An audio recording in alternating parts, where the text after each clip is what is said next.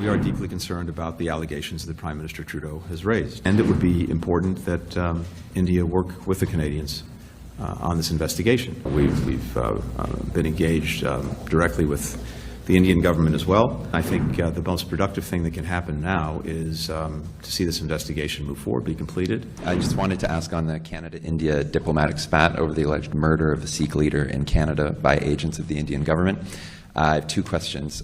First, there's been reports that President Biden brought this issue up with Modi personally, and that a Five Eyes ally provided signals and human intelligence that formed the backbone of Trudeau's accusations in Parliament earlier this week.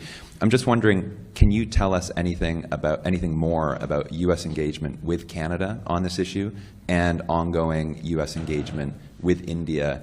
As people have said, spokespeople from the NSC have said, is ongoing.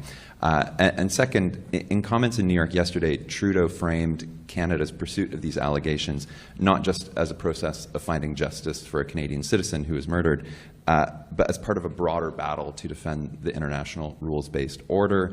And I'm just wondering, India is obviously a growing strategic partner of the U.S. How do these allegations square with India's desire to play an increasingly prominent role on the world stage? And if these allegations turn out to be true, doesn't that undermine the U.S. vision of India as a pillar of democratic values that can help counterbalance China in Asia? Thanks.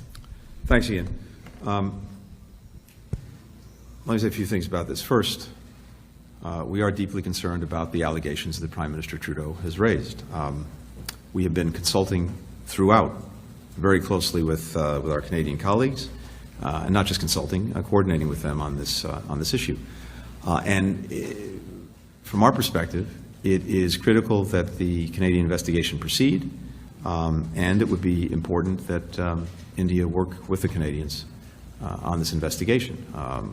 We want to see accountability, and it's important that the investigation run its course and lead to that result.